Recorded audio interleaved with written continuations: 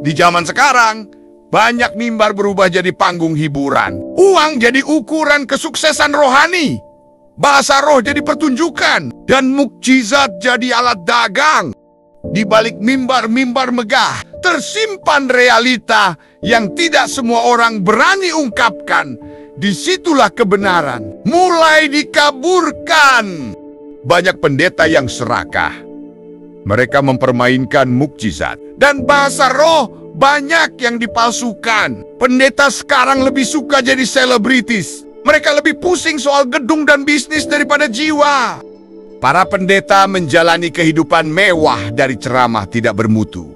Menjual berkat lewat seminar mahal, minyak urapan dan janji-janji palsu. Ini adalah bentuk keserakahan duniawi yang berbalut rohani. Dan Injil telah diubah menjadi Injil kemakmuran. Jadi jangan salahkan mereka yang mengatakan bahwa Alkitab diubah-ubah. Dan Alkitab yang ada sekarang adalah palsu.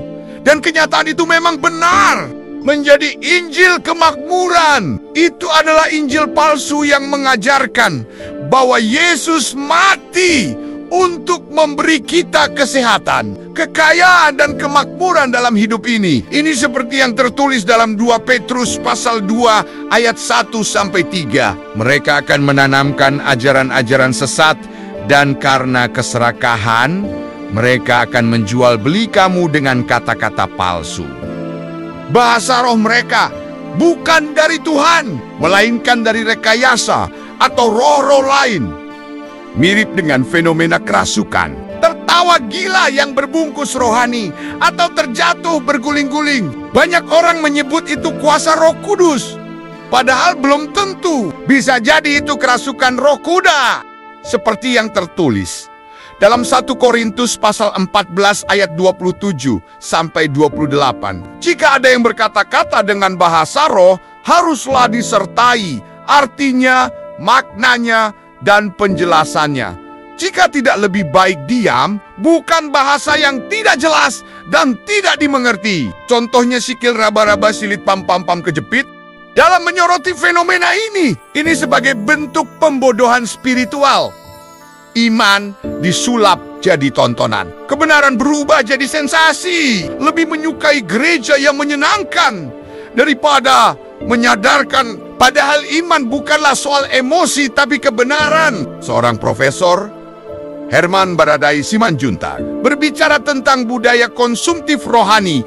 Ketika gereja jadi tempat mencari kenyamanan bukan pertobatan, seperti yang tertulis dalam Alkitab di dalam 2 Timotius pasal 4 ayat 3, mereka akan mengumpulkan guru-guru berdasarkan kehendaknya untuk memuaskan telinga mereka. Jadi jika gereja tidak kembali ke Injil sejati, kita tidak sedang menyembah Allah, tapi menciptakan ilah palsu dalam nama Tuhan.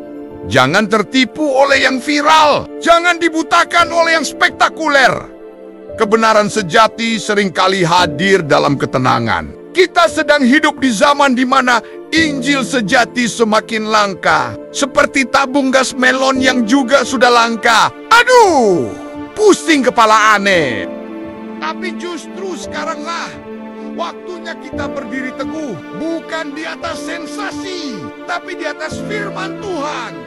Video ini dibuat bukan untuk menyudutkan pihak manapun, namun untuk mengingatkan kita kembali memikirkan ulang tentang iman Kristen yang benar, sesuai dengan Alkitabiah.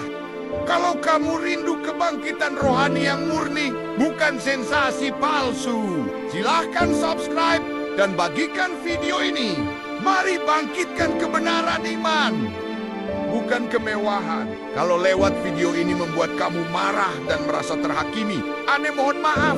Namun terlepas dari semuanya itu, tujuan video ini untuk kita semakin hidup benar di hadapan Tuhan. Seperti yang tertulis dalam Yohanes pasal 8 ayat 32, kebenaran akan memerdekakan kamu. Tuhan memberkati kita semuanya.